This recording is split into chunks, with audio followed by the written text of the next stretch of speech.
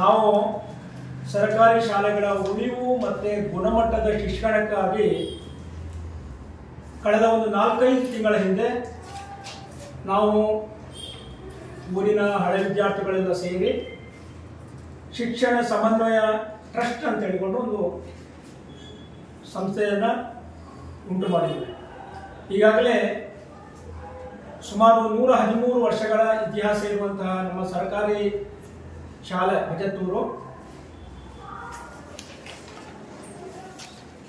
ಕಳೆದ ಹಲವಾರು ವರ್ಷಗಳಿಂದ ವಿದ್ಯಾರ್ಥಿಗಳ ಸಂಖ್ಯೆ ಗಣನೀಯವಾಗಿ ಕುಸಿತಾ ಬರುವಂತಹ ಸಮಯದಲ್ಲಿ ಊರಿನ ಹಳೆ ವಿದ್ಯಾರ್ಥಿಗಳೆಲ್ಲ ಸೇರಿ ಚಿಂತನೆ ಮಾಡುವಂತಹ ಸಮಯದಲ್ಲಿ ಈ ನಮ್ಮ ಬಜತ್ತೂರು ಶಾಲೆ 113 ವರ್ಷಗಳ ಇತಿಹಾಸ ಇರುವಂತಹ ಶಾಲೆಯನ್ನು ಉಳಿಸಬೇಕು ಅಂತ ಹೇಳುವಂಥ ಒಂದು ನಿಟ್ಟಿನಲ್ಲಿ ಹಳೆ ವಿದ್ಯಾರ್ಥಿಗಳು ಒಂದು ಮೀಟಿಂಗನ್ನು ಕರೆದಿದ್ರು. ಆ ಸಮಯದಲ್ಲಿ ಯಾವ ರೀತಿ ನಾವು ಮುಂದಿನ ದಿನಗಳಲ್ಲಿ ಮಕ್ಕಳನ್ನು ಉಳಿಸಿಕೊಳ್ಬೋದು ಅಂತ ಹೇಳುವಂಥ ಒಂದು ದಿಕ್ಕಿನಲ್ಲಿ ನಾವೆಲ್ಲ ಸೇರಿ ಹಳೆ ವಿದ್ಯಾರ್ಥಿಗಳು ಹಾಗೆ ಊರಿನವರೆಲ್ಲ ಸೇರಿ ಒಂದು ಶಿಕ್ಷಣ ಸಮನ್ವಯ ಸಮಿತಿಯನ್ನ ಟ್ರಸ್ಟ್ ಅನ್ನ ಕಳೆದ 4-5 ತಿಂಗಳ ಹಿಂದೆ ಮಾಡಿದ್ದೆವು. ಅದರ ಫಲವಾಗಿ LKG ತರಗತಿಯನ್ನ ಶುರು ಮಾಡುವ ಅಂತ ಹೇಳಿ ಒಂದು ನಾವು ಪ್ಲಾನ್ ಮಾಡಿದ್ದೆವು. ಅದೇ ರೀತಿಯಲ್ಲಿ ಸರ್ಕಾರಿ ಶಾಲೆಯಲ್ಲಿ ಬರುವಂತಹ ಮಕ್ಕಳಿಗೆ ಬೆಳಿಗ್ಗೆ ಬರುವಂತಹ ಒಂದು ವ್ಯವಸ್ಥೆ ಸಲುವಾಗಿ ನಾವು ಬಸ್ಸಿನ ಒಂದು ವ್ಯವಸ್ಥೆ ಕೂಡ ನಾವು ಮಾಡಿದ್ದೇವೆ. ಯಾವುದೇ ಸರ್ಕಾರಿ ಶಾಲೆಗಳಲ್ಲಿ ಇಲ್ಲದಂತಹ ಒಂದು ವ್ಯವಸ್ಥೆ ನಮ್ಮ ಬಜತ್ತೂರು ಗ್ರಾಮದ ಪ್ರತಿಯೊಬ್ಬರ ಸಹಕಾರದಿಂದ ನಾವು ಈ ವ್ಯವಸ್ಥೆಯನ್ನು ಆಲ್ರೆಡಿ ಮಾಡಿದ್ದೇವೆ. ನಿನ್ನೆ ತಾನೇ ನಾವು ಮಕ್ಕಳನ್ನ ಕರ್ಕೊಂಡು ಬಂದಿದ್ದೇವೆ. ಖಂಡಿತವಾಗಿಯೂ ಈ ಸರ್ಕಾರಿ ಶಾಲೆ ಈ ಒಂದು ಖಾಸಗಿ ಶಾಲೆಯ ಏನಿದೆ ಅವರಿಗೆ ನಾವು ಪೈಪೋಟಿಯನ್ನು ಖಂಡಿತವಾಗಿ ಕೊಡ್ತೇವೆ. ಸರ್ಕಾರಿ ಶಾಲೆ ಖಂಡಿತವಾಗಿಯೂ ಇನ್ನು ಮುಂದಕ್ಕೆ ಮಕ್ಕಳ ಸ್ಟ್ರೆಂತ್ ಜಾಸ್ತಿ ಆಗುತ್ತೆ ಅಂತ ಹೇಳುವ ಒಂದು ಆಶಾಭಾವನೆ ನಮಗಿದೆ. ಆ ನಿಟ್ಟಿನಲ್ಲಿ ನಾವು ಬರುವಂತಹ 2ನೇ ತಾರೀಕಿಗೆ ನಮ್ಮ ಜನಪ್ರಿಯ ಶಾಸಕರಾದಂತಹ ಅಶೋಕ್ ರೈ ಅವರ ಮುಖಾಂತರ ನಾವು ಉದ್ಘಾಟನೆ ಮಾಡಲಿಕ್ಕಿದ್ದೇವೆ. ಈ ನಿಟ್ಟಿನಲ್ಲಿ ಮುಂದಿನ ಎಲ್ಲ ವಿಚಾರಗಳನ್ನ ನಮ್ಮ ಸಹೋದ್ಯೋಗಿ ವಿಲ್ಫ್ರೆಡ್ ಡಿಸೋಜ್ ಅವರು ಕೊಡ್ಲಿಕ್ಕಿದ್ದಾರೆ. ಉದಯರಾವ್ ಅವರು ಸ್ವಲ್ಪ ಬ್ರೀಫಾಗಿ ಹೇಳಿದ್ದಾರೆ, ಆದರೆ ಅಷ್ಟಲ್ಲ, ಸ್ವಲ್ಪ ವಿಶೇಷ ಇದೆ ಈ ಶಾಲೆ.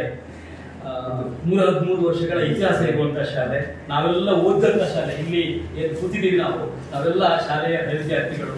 ನಿಮ್ಮ ಅನೇಕ ಪತ್ರಕರ್ತ ಮಿತ್ರರು, ನಿಮ್ಮ ಒಮ್ಮೆಗ ಅವರು ಕೂಡ ಅದೇ ಶಾಲೆಯಲ್ಲಿ ಓದವರು. ಅವರ ಅಣ್ಣ ಚಂದ್ರಶೇಖರ್ ಪಾಲೆತ್ತಾಡಿ ಕರ್ನಾಟಕ ಮಲ್ಲ ಪತ್ರಿಕೆಯ ಸಂಪಾದಕರಾಗಿದ್ದಾರೆ.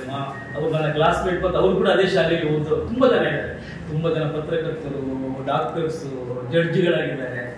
ಬಹಳ ಇತಿಹಾಸ ಇರುವಂತಹ ಶಾಲೆ. ನಾವೆಲ್ಲ ಶಾಲೆಗೆ ಹೋಗುವಾಗ 600-700 ಮಕ್ಕಳಿಗೆ ಒಂದು ಶಾಲೆಗೆ ಹೋಗ್ತಾ ಇದ್ದೆ. ನಾನು ಕಳೆದ 6 ವರ್ಷಗಳ ಹಿಂದೆ ನನ್ನ ಮೈಸೂರು, ಬೆಂಗಳೂರು, ಹಾಸನ ಬೇರೆ ಕಡೆ ನನ್ನ ಬೇರೆ ಬೇರೆ ಜವಾಬ್ದಾರಿಗಳನ್ನು ಸರ್ಕಾರದ ಜೊತೆ ಕೆಲಸ ಮಾಡ್ತಾ ಬಿಟ್ಟು ಊರಿಗೆ ಬಂದಾಗ ನನಗೆ ಬಹಳ ಬೇಜಾರಾಯಿತು. ನಮ್ಮ ಶಾಲೆ ಸ್ಥಿತಿ ನೋಡಿ, 89-90 ಮಕ್ಕಳಿಗೆ ಹೇಳ್ತಿತ್ತು ಶಾಲೆ.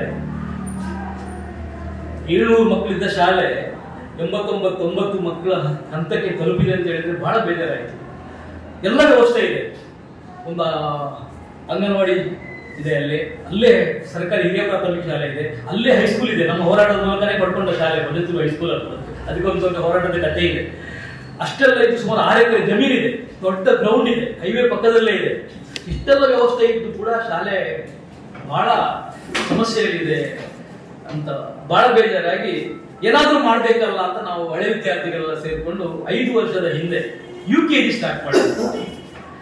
ಯಾಕಂದ್ರೆ UKG 5 ವರ್ಷದ ಹಿಂದೆ ಸ್ಟಾರ್ಟ್ ಮಾಡಿದ್ವಿ. ನೋಡಿ, ಒಂದು ಯಾವುದೋ ಒಂದು ಕೆಲಸ ನಾವು ಒಳ್ಳೆ ಉದ್ದೇಶದಿಂದ ಆರಂಭ ಮಾಡಿದ್ರೆ ಪ್ರತಿಫಲ ಸಿಗ್ತದೆ ಅಂತ ಹೇಳಿ ಮೊದಲ ವರ್ಷನೇ ಮನೆ ಮನೆಗೆ ಹೋಗಿ ಕನ್ವಿನ್ಸ್ ಮಾಡಿ ಖಾಸಗಿ ಶಾಲೆಗಳಿಗೆ ಹೋಗ್ತಾ ಇದ್ದ ಮಕ್ಕಳು ಕೂಡ UKG ಫಸ್ಟ್ UKG ಮಾಡಿದ್ದೆ. ಅದು ಕಾರಣ ಹೇಳ್ತೀನಿ, ಯಾಕಂದ್ರೆ ನಮ್ಮಲ್ಲಿ ಅಂಗನವಾಡಿ ಇದೆ ಅಂತ ಹೇಳಿದೆ ನಾನು. ತುಂಬಾ ಒಳ್ಳೆ ದಕ್ಷಿಣ ಕನ್ನಡ ಜಿಲ್ಲೆಯಲ್ಲಿ ಹೆಚ್ಚು ಮಕ್ಕಳಿಗೆ ಬಂದ ಒಂದು ಅಂಗನವಾಡಿ ಅದು.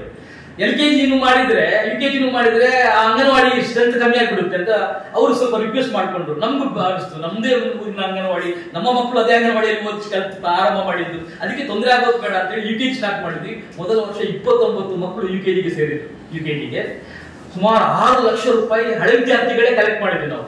UKGಗೆ ಟೀಚರ್ ಸಂಬಳ ನಾವೇ ಕೊಟ್ವಿ ಹಳೆ ವಿದ್ಯಾರ್ಥಿ ಸಂಘದಿಂದ. ಈ ಶಾಲೆಗೆ ಸುಣ್ಣ ಬಣ್ಣ ಮಾಡಿದ್ವಿ.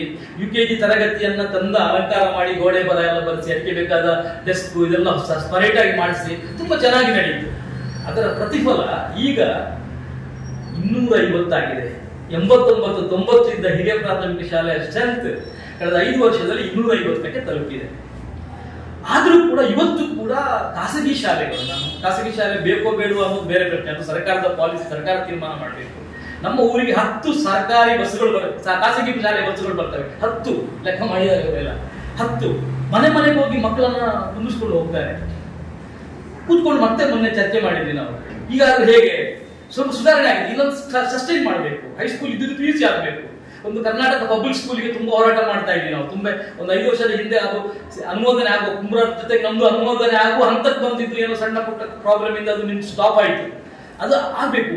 ಒಂದು ಒಳ್ಳೆ ಗುಣಮಟ್ಟದ ಶಿಕ್ಷಣ ನಮ್ಮ ಊರಿನ ಮಕ್ಕಳಿಗೆ, ನಮ್ಮ ಬಡ ಮಕ್ಕಳಿಗೆ ಅಲ್ಲೇ ಸಿಗ್ಬೇಕು ಅನ್ನೋ ಕಾರಣಕ್ಕಾಗಿ ಮತ್ತೆ ಸೇರ್ಕೊಂಡು ನಾವು ಹಳೆ ವಿದ್ಯಾರ್ಥಿ ಸಂಘ ಮತ್ತೆ ಊರಿನ ಎಲ್ಲ ಪ್ರಮುಖರೆಲ್ಲ ಸೇರ್ಕೊಂಡು ಒಂದು ಟ್ರಸ್ಟ್ ಮಾಡ್ಕೊಂಡಿದ್ದೀವಿ.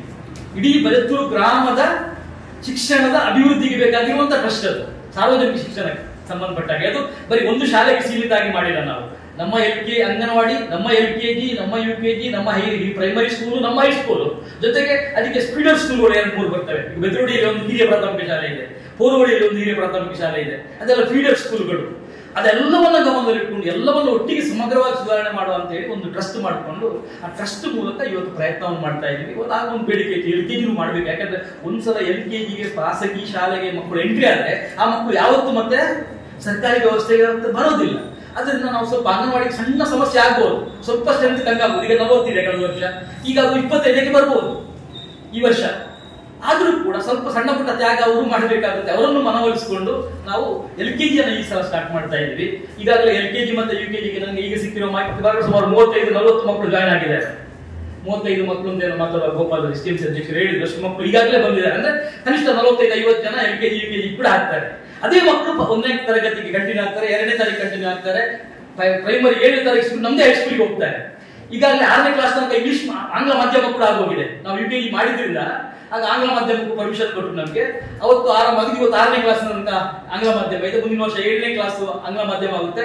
ಆಮೇಲೆ ಹೈಸ್ಕೂಲ್ ಕೂಡ ಆಂಗ್ಲ ಮಾಧ್ಯಮ ಕೂಡ ಸೇರ್ಪಡೆ ಆಗುತ್ತೆ. ಅಂದ್ರೆ ಆ ಮಕ್ಕಳಿಗೆ, ಪೋಷಕರಿಗೆ ಒಂದು ಆಸೆ ಇರುತ್ತೆ ನೋಡಿ, ನಮ್ಮ ಮಕ್ಕಳು ಇಂಗ್ಲಿಷ್ ಕಲಿಬೇಕು, ಆಂಗ್ಲ ಮಾಧ್ಯಮ ಕಲಿಬೇಕು, ನಮ್ಮ ಮಕ್ಕಳು ಬಸ್ಸಲ್ಲಿ ಹೋಗ್ಬೇಕು, ನಮ್ಮ ಮಕ್ಕಳು ಕೂಡ ಈ ತರ ಇದಕ್ಕೊಂದು ಸೂಕ್ತವಾದ ವಾತಾವರಣ ಕಲ್ಪನೆ ಮಾಡಬೇಕು ಅನ್ನೋ ಕಾರಣಕ್ಕಾಗಿ ನಾವು ಮಾಡಿರೋದು. ಒಂದು LKG ಆಯ್ತು, ಈಗೆಲ್ಲ ವ್ಯವಸ್ಥೆ ಆಯ್ತು, LKG ಮಾಡ್ತಾ ಇದ್ದೀವಿ. ಜೊತೆಗೆ ಬಸ್ ಬೇಕು ಅಂತ ಬೇಡಿಕೆ. ಬಸ್ ನಮ್ಮ ಜನರಲ್ಲಿ ಯಾಕೆ, ನಮ್ಮ ಮಕ್ಕಳು ರಿಕ್ಷಾದಲ್ಲಿ, ಆಟೋದ, ಜೀಪ್ನಗಳೆಲ್ಲ ಬರ್ತಾರೆ, ಯಾಕೆ ನಾವೇ ಒಂದು ಬಸ್ ಮಾಡಬಾರ್ದು? ಯೋಚನೆ ಮಾಡಿದಾಗ ಮಿನಿಮಮ್ 10 ಲಕ್ಷ ಬೇಕು. ಒಂದು ಹಳೆ ಬಸ್ ತಗೊಳ್ಬೇಕಾದ್ರೆ 10 ಲಕ್ಷ ಬೇಕು. ಇಲ್ಲ, ಏನೇ ಮಾಡಿದ್ರು 2 ತಿಂಗಳಾಗಿ ಒಂದು ಫಂಕ್ಷನ್ ಅಲ್ಲಿ ನಾನು ಅವತ್ತು ಇದೆಲ್ಲ ಪರ್ಮಿಷನ್ ತಗೊಂಡು ಘೋಷಣೆ ಮಾಡಿಬಿಟ್ಟೆ, ನಾವು ಬಸ್ ತಗೊಳ್ತೀವಿ, ಮಾತು ಕೊಟ್ಟಿದ್ದೀವಿ ಅಂತ. ಇವತ್ತು ಬಹಳ ಸಂತೋಷದಿಂದ ಹೇಳಿದ್ದೀವಿ, ಆ ಮಾತು ಉಳಿಸ್ಕೊಂಡಿದ್ದೀವಿ. ನಿನ್ನೆಯಿಂದ ನಮ್ಮ ಸರ್ಕಾರಿ ಶಾಲೆಯ ಬಸ್ ಓಡಾಡ್ತಾ ಇದೆ. ಮಕ್ಕಳನ್ನ ನಿನ್ನೆ ಸುಮಾರು 70 ಮಕ್ಕಳನ್ನ ಕರ್ಕೊಂಡ್ ಬಂದಿದೆ ಶಾಲೆಗೆ. ಹತ್ತಿರದ ಮಕ್ಕಳನ್ನು ಬಿಟ್ಟು, ತುಂಬಾ ಹತ್ರ ಶಾಲೆ ಹತ್ತಿರ ಇರುವಂತ ಮಕ್ಕಳು ಬಿಟ್ಟು ಅವ್ರ ಪಾಡಿಗೆ ಬರ್ತಾರೆ. ಅಂದ್ರೆ ದೂರದ ಎಲ್ಲ ಮಕ್ಕಳು ನೋಡಿ 2 ಟ್ರಿಪ್ ಅಲ್ಲಿ ಬಸ್, ಒಳ್ಳೆ ಬಸ್ ತಗೊಂಡಿದೀವಿ. ಎಲ್ಲ ಸುಣ್ಣ ಅದಕ್ಕೆ ಬಣ್ಣ ಎಲ್ಲ ಹಾಕಿದ್ರೆ ಎಲ್ಲ ರಿಪೇರಿ ಕೆಲಸ ಎಲ್ಲವನ್ನು ಮಾಡಿ ಸೆಕೆಂಡ್ ಹ್ಯಾಂಡ್ ಮಾಡಿ. ಯಾಕಂದ್ರೆ ಬಸ್ ಸ್ಟ್ಯಾಂಡ್ ತಗೊಳ್ಳಿಕ್ಕೆ ತುಂಬಾ ದುಬಾರಿ ಆಗಿರೋದ್ರಿಂದ ಮುಂದಿನ ಅದ್ರ ಬಗ್ಗೆ ಯೋಚನೆ ಮಾಡ್ತೀವಿ. ಈ ತರ ಒಂದು ವಿಶೇಷವಾಗಿ ಇದನ್ನು ಮಾಡಬೇಕು ಅಂತ ಮಾಡ್ತಾ ಇದ್ದೀವಿ. KPSCಗೆ ಬಹಳ ಸೀರಿಯಸ್ ಆಗಿ ಟ್ರೈ ಮಾಡ್ತಾ ಇದ್ದೀವಿ. ಕರ್ನಾಟಕ ಪಬ್ಲಿಕ್ ಸ್ಕೂಲ್ಗೆ ಅದಕ್ಕೆ ನಿಮ್ಮ ಸಹಕಾರ ಬೇಕು ನಮಗೆ. ಯಾಕಂದ್ರೆ ಕರ್ನಾಟಕ ಪಬ್ಲಿಕ್ ಸ್ಕೂಲ್ ಅನ್ನೋದು ಒಂದು ಎಜುಕೇಶನ್ ಹಬ್ ತರ ಡೆವಲಪ್ ಆಗುತ್ತೆ, ಒಂದು ಕೇಂದ್ರ ಆಗುತ್ತೆ, ಒಂದು ಹೋಬಳಿಗೆ ಕೇಂದ್ರ ಆಗುತ್ತೆ, ಬರೀ ಒಂದು ಗ್ರಾಮಕ್ಕಲ್ಲ ಅದು. ಅಲ್ಲಿ LKG ಇಂದ ಹಿಡಿದು PUC ತನಕ ರೆಸಿಡೆನ್ಷಿಯಲ್ ಶಾಲೆ ಅಂತ ನಾವೇನು ಮಾತಾಡ್ತೀವಿ, ವಸತಿ ಶಾಲೆ, ಅದರ ಎಲ್ಲ ಫೆಸಿಲಿಟಿಗಳು ಸರ್ಕಾರದಿಂದಲೇ ಬರುತ್ತೆ. ಈಗಾಗಲೇ ಸ್ವಲ್ಪ ಶಿಕ್ಷಣ ಸಚಿವರ ಹಂತದಲ್ಲಿ ನನ್ನ ಸ್ನೇಹಿತರು ಮುಖ್ಯಮಂತ್ರಿಗಳ ಆಪ್ತ ಸಹಾಯಕರಾಗಿದ್ದಾರೆ, ಡಾಕ್ಟರ್ ವೆಂಕಟೇಶ್ ಅಂತ ಅವರು, ಮಧುಬಂಗಾರಪ್ಪವರೆಗೂ ಮಾತಾಡಿದ್ದಾರೆ. ಅದೆಲ್ಲ ಬರೀಬೇಕು ಅಂತ ಇಲ್ಲ, ಆದ್ರೆ ನಾನು ಏನೇನು ಆಗಿದೆ ಅನ್ನೋದನ್ನ ಹೇಳೋದಕ್ಕೆ ಹೇಳ್ತಾ ಇದ್ದೀನಿ. ಈ ವರ್ಷದಲ್ಲಿ ಇಲ್ಲ ಅಂದ್ರೆ ಮುಂದಿನ ವರ್ಷ ಆದ್ರೂ ನಮಗೆ ಪಬ್ಲಿಕ್ ಸ್ಕೂಲ್ ಖಂಡಿತವಾಗಿ ಆಗುತ್ತೆ. PUC ತನಕ ನಾವು ಆಗುತ್ತೆ. ಬೇಕಾದ್ರೆ ವ್ಯವಸ್ಥೆ ಬೇಕು, ಉಳಿದೆಲ್ಲವೂ ಇದೆ, ಬಿಲ್ಡಿಂಗ್ ಇದೆ, ಸದ್ಯಕ್ಕೆ ಗ್ರೌಂಡ್ ಇದೆ, ಎಲ್ಲವೂ ಇದೆ. ಅದರಿಂದ ಒಂದು ನಾನು ನಿಮ್ಮಲ್ಲಿ ರಿಕ್ವೆಸ್ಟ್ ಮಾಡ್ಕೊಳ್ಳೋದು, ಈ ಒಂದು ವಿಶೇಷ ಪ್ರಯತ್ನ ಇದೆ. ಒಂದು ಊರಿನ ಜನ, ಹಳೆ ವಿದ್ಯಾರ್ಥಿಗಳು, ಬಹಳ ಪ್ರಮುಖವಾಗಿ ಹಿರಿಯ ವಿದ್ಯಾರ್ಥಿಗಳು ಈಗಾಗಲೇ ನೋಡಿ ನಾವು ಬಸ್ ತಗೊಳ್ಬೇಕು ಅಂತ 7.5 ಲಕ್ಷ ಆಯ್ತು ಬಸ್ಸಿಗೆ. 7.5 ಲಕ್ಷ ಬಸ್ಸಿಗೆ ಆಗಬೇಕು ಅಂತ ಆದ್ರೆ ನಮ್ಮ ಹಳೆ ವಿದ್ಯಾರ್ಥಿಗಳು ನಾವು ಮೆಸೇಜ್ ಹಾಕಿದಾಗ ಈಗಾಗಲೇ ಸುಮಾರು 5 ಲಕ್ಷ ರೂಪಾಯಿ ಕಲೆಕ್ಷನ್ ಬಂದಿದೆ. ಸ್ವಲ್ಪ ಸಾಲ ಮಾಡಿದ್ದಾರೆ, ಸಾಲ ವಾಪಸ್ ಕೊಡ್ಬೇಕು. ಅದು ಕೂಡ ಸರ್ವೆ ಈಗಲೇ ಕೊಟ್ಟಿದ್ದಾರೆ. ನಮ್ಮ ಹಳೆ ವಿದ್ಯಾರ್ಥಿಗಳ ಈಗ ನಮ್ಗೆ 50,000 ತಗೊಳ್ಳಿ. ನಮ್ಮ ರಾಮಚಂದ್ರ ನಮ್ಮ ಹಳೆ ವಿದ್ಯಾರ್ಥಿ ನಮ್ಮ ಎಡದಲ್ಲಿ ಇದ್ದಾರಲ್ಲ, ಅವ್ರು 1 ಲಕ್ಷ ಕೊಟ್ಟು ತಗೊಳ್ಳಿ ಸೇರೋಣ, ಬಸ್ ತರೋಣ. ನಮ್ಮ ಊರಿನ ಶಾಲೆ, ನಾನು ಕಲಿತ ಶಾಲೆ. ನಾನು ಇವತ್ತು ಈ ಹಂತಕ್ಕೆ ತಲುಪಬೇಕಾದ್ರೆ ಆ ಶಾಲೆಯ ಅಲ್ಲಿ ಕಲಿತಂತ ಅಕ್ಷರ, ಅಲ್ಲಿ ಕಲಿತ ವಿದ್ಯೆ ಕೂಡ ಪ್ರಮುಖ. ನಾನು ನಿಮ್ ಜೊತೆ ಇದ್ದೀನಿ ಅಂತ ಅವ್ರು ನಮ್ಮ ಜೊತೆ ಇದ್ದಾರೆ. ಹೀಗೆ ಬಸ್ ಬರುತ್ತೆ, ಬಸ್ ಈಗ ಬಂದೋಗಿದೆ, ಹಣನೂ ಬರುತ್ತೆ, ಭರವಸೆ ಇದೆ ನಮಗೆ. ಹಂತ ಹಂತವಾಗಿ ಈ ಶಾಲೆಯನ್ನು ಅಭಿವೃದ್ಧಿ ಮಾಡ್ತೇವೆ. ಖಂಡಿತವಾಗಿ ಒಂದು KPS ಶಾಲೆ ಈಗ ಪುತ್ತೂರು ತಾಲೂಕಿಗೆ ಒಂದು 4-5 ಶಾಲೆ ಬರಬಹುದು ಅಂತ ಒಂದು ನಿರೀಕ್ಷೆ ಇದೆ. ಮೊನ್ನೆ ಮಾನ್ಯ ಶಾಸಕರ ಹತ್ರ ಮಾತಾಡುವಾಗಲೇ ಹೇಳಿದ್ರು, ಅವರ ಮೂಲಕ ಶಿಫಾರಸು ಕೂಡ ಮಾಡಿ ಕಳಿಸಿದೀವಿ. ಈ ಹಂತದಲ್ಲಿ ಒಂದು KPS ಶಾಲೆ ಅಂತ ಹೇಳಿದಾಗ ಅದಕ್ಕೆ ಕೆಲವು ಮಾನದಂಡಗಳಿವೆ. ಅದು ಒಂದೇ ಕಡೆ ಇದು ಅಂಗನವಾಡಿ, ಪ್ರೈಮರಿ ಸ್ಕೂಲ್ ಮತ್ತೆ ಹೈಸ್ಕೂಲ್ ಇರಬೇಕು. ಫೀಸ್ ತನಕ ಬೇಕಾದ ಎಲ್ಲ ಅವಕಾಶಗಳಿರ್ಬೇಕು, ಇಲ್ಲಾಂದ್ರೆ ಕೊಡಬಾರ್ದು. ಆದ್ರೆ ಬಹಳ ಜನ ಕೆಲವು ಕಡೆ ವಿಂಪ್ಲೇಸ್ ಮೇಲೆ ಎಲ್ಲ ಕೊಟ್ಬಿಡ್ತಾರೆ. ನೀವು ಸ್ವಲ್ಪ ಆ ಕಡೆ ಗಮನ ಕೊಟ್ಟು, ನಮ್ಮ ಶಾಲೆಗೆ ಎಲ್ಲ ವ್ಯವಸ್ಥೆ ಇದೆ, ಎಲ್ಲವೂ ಇದೆ. ಊರಿನವರ ಸಹಕಾರ ಇದೆ, STMCಗಳ ಸಹಕಾರ ಇದೆ, ಹೈಸ್ಕೂಲ್ STMC ಸಹಕಾರ ಇದೆ, ಬಾಲ ವಿಕಾಸ ಸಮಿತಿಯ ಸಹಕಾರ ಇದೆ, ಎಲ್ಲವೂ ಇದ್ದು ಜನ ನಾವು ಜೊತೆಗೆ ಸೇರ್ಕೊಂಡು ಮಾಡುವಾಗ ಸ್ವಲ್ಪ ನಿಮ್ಮ ಮಾಧ್ಯಮದ ಮೂಲಕ ನಮಗೆ ಸಪೋರ್ಟ್ ಸಿಕ್ಕಿದ್ರೆ, ಸ್ವಲ್ಪ ಪ್ರಕಾರ ಸಿಕ್ಕಿದ್ರೆ ಖಂಡಿತವಾಗಿ ನಮಗೆ KPS ಅನ್ನ ಸೌಲಭ್ಯವನ್ನು ಪಡಿಲಿಕ್ಕೆ ಆಗ್ತದೆ ಅಂತ ಹೇಳ್ತಾರೆ. ಇಷ್ಟು ಕೆಲಸ ನಾವು ಈಗಾಗಲೇ ಮಾಡಿದ್ದೀವಿ, ಮುಂದೆ ಕೂಡ ಮಾಡ್ತೀವಿ. ನೀವು ನಾಳೆ 2ನೇ ತಾರೀಕಿಗೆ ಒಂದು ವಿಶೇಷವಾದಂತಹ ಸಂಕಲ್ಪ ದಿನಾಂಕ. ಸಂಕಲ್ಪ ಅಂದ್ರೆ ನಮ್ಮ ಊರಿನ ಶೈಕ್ಷಣಿಕ ಸಂಕಲ್ಪಕ್ಕೆ ನಾವು ಒಂದು ಸಂಕಲ್ಪ ಮಾಡಿದಂತ ದಿನ, ಅಭಿವೃದ್ಧಿಗೆ ಬೇಕಾಗಿ ಆ ದಿನವನ್ನು ನಾವು ಆಚರಣೆ ಮಾಡ್ತಾ ಇದ್ದೀವಿ. ತುಂಬಾ ಜನ ಗೆಸ್ಟ್ಗಳಿದ್ದಾರೆ ನೋಡಿ. ಮೊನ್ನೆ ಶುಕ್ರಯ್ಯ ಅವರು ಬರ್ತಾರೆ, ನಮ್ಮ ಗ್ರಾಮ ಪಂಚಾಯತ್ ಅಧ್ಯಕ್ಷರೇ ಅದರ ಅಧ್ಯಕ್ಷತೆ ವಹಿಸ್ತಾರೆ. ಆಮೇಲೆ ಪ್ರೋಟೋಕಾಲ್ ಪ್ರಕಾರ ಗ್ರಾಮದ ವಾರ್ಡ್ನ ಮೆಂಬರ್ಗಳನ್ನೆಲ್ಲ ಕರೆದಿದ್ದೀವಿ. ಆಮೇಲೆ BO ಬರ್ತಾರೆ, ಮಾತಾಡಿದ್ದೀವಿ, ಅವರು ಬರ್ತಾರೆ. ಆಮೇಲೆ ಉಸ್ಮಾನ್ ಅಂತ ಹೇಳಿ ನಮ್ಮ ಮಹಿಳಾ ಮತ್ತು ಮಕ್ಕಳ ಅಭಿವೃದ್ಧಿ ಇಲಾಖೆಯ DD ಆಗಿದ್ದಾರೆ ದಕ್ಷಿಣ ಕನ್ನಡ ಜಿಲ್ಲೆ. ಅವರು ನಮ್ಮ ಸುಳ್ಳು ಈ ಕಡೆಯವರೇ, ನಾವೆಲ್ಲ ಲಿಟ್ರಸಿಯಲ್ಲಿ ಜೊತೆ ಕೆಲಸ ಮಾಡಿದಂಥವ್ರು. ಮತ್ತೆ ಅಂಗನವಾಡಿಯನ್ನು ಕೂಡ ನಾವು ಜೊತೆಗೆ ತಗೊಂಡು ಹೋಗ್ತಾ ಇರೋದ್ರಿಂದ ಅವರನ್ನು ನಾವು ಆಹ್ವಾನ ಮಾಡಿದ್ವಿ. ಅವರು ಬರ್ತಾ ಇದ್ದಾರೆ. ಸಲೀಂ ಅಬ್ಬಾಸ್ ಅಂತ ನಮ್ಮ ಊರಿನ ಹುಡುಗ, ನಮ್ಮ ಸರ್ಕಾರದ ಅಣ್ಣ, ಅವರು ಪಡಂಬೂರು ಠಾಣೆಯಲ್ಲಿ ಪೊಲೀಸ್ ಇನ್ಸ್ಪೆಕ್ಟರ್ ಆಗಿದ್ದಾರೆ, ಬಹಳ ಫೇಮಸ್ ಪೊಲೀಸ್ ಇನ್ಸ್ಪೆಕ್ಟರ್. ಅವರು ನಮ್ಮ ಊರಿಗೆ, ಅವರು ಕೂಡ ನಮಗೆ ಸಹಾಯ ಮಾಡ್ತಾ ಇದ್ದಾರೆ, ಅವರು ಕೂಡ ಬರ್ತಾ ಇದ್ದಾರೆ. ಅದೇ ತರ ಬೇರೆ ಅಲ್ಲಿ ವಿಜಯ ನಿಮ್ಗೆ ಗೊತ್ತಿರಬೇಕು, ಸುಧಾನದ ಸಂಸ್ಥೆ. ಅವರು ನಾವು UKG ಮಾಡಿದಾಗ 2-3 ವರ್ಷ ನಮಗೆ UKGಗೆ ಬೇಕಾದ ಎಲ್ಲ ಪುಸ್ತಕಗಳನ್ನು ನಾವು ಶಾಲೆಯಿಂದ ನಮಗೆ ಕೊಟ್ಟರು. ಈ ವರ್ಷ LKGಗೆ ಮತ್ತು UKGಗೆ ಬೇಕಾದ ಪುಸ್ತಕಗಳನ್ನ ಈಗ ನಾವು ವಾಪಸ್ ತಗೊಂಡು ಹೋಗ್ತಾ ಇದ್ದೀವಿ. ಇಲ್ಲಿಗೆ ಫೋನ್ ಮಾಡಿದೆ, ಬನ್ನಿ ರೆಡಿ ಮಾಡಿ ಇಡ್ತೇನೆ ಅಂತ ಹೇಳಿದ್ದಾರೆ. ಹೀಗೆ ನಾವು ಎಲ್ಲರೂ ಸೇರಿಕೊಂಡು ಈ ಒಂದು ಒಳ್ಳೆ ಕೆಲಸ 2ನೇ ತಾರೀಕಿಗೆ ನಿಮ್ಮನ್ನೆಲ್ಲ ಮಾಧ್ಯಮ ಮಿತ್ರರನ್ನ ಈ ಕಾರ್ಯಕ್ರಮಕ್ಕೆ ನಾವು ಆಹ್ವಾನ ಮಾಡ್ತಾ ಇದ್ದೀವಿ. ತಾವೆಲ್ಲರೂ ಬರಬೇಕು. ನಮ್ಮ ಈ ಒಂದು ಶಿಕ್ಷಣದ ಅಭಿವೃದ್ಧಿಯ ಒಂದು ಸಂಕಲ್ಪಕ್ಕೆ ನಿಮ್ಮೆಲ್ಲರ ಸಹಕಾರ ಬೇಕು ಅಂತ ನಾನು ನಿಮ್ಮಲ್ಲಿ ವಿನಂತಿ ಮಾಡ್ತೇನೆ. ಹೈಸ್ಕೂಲ್ ಅಲ್ಲಿ ಹತ್ರ 100 ಮಕ್ಕಳಿದ್ದಾರೆ. 100 ನೋಡಿ.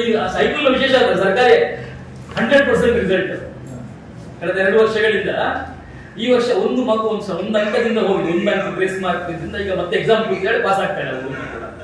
97% ಇದೆ. ಕಳೆದ ವರ್ಷ 100%. ಈ ವರ್ಷ ಒಂದು ಮಗು ಸಣ್ಣ ಅಂಕದಿಂದ ಒಂದು ಸಬ್ಜೆಕ್ಟ್ ಅಲ್ಲಿ ಒಂದು ಹೋಗಿರೋದ್ರಿಂದ 97% ಬಂದಿದೆ.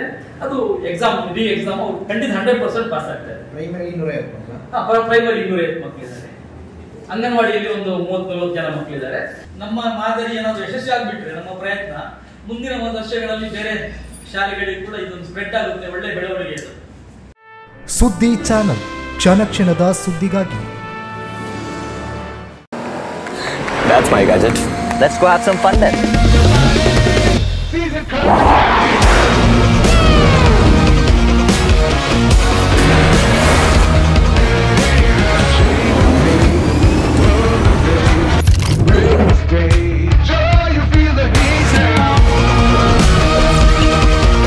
Introducing the hot and techy Brezza SCNG. Cool new SCNG tech for a cool new generation.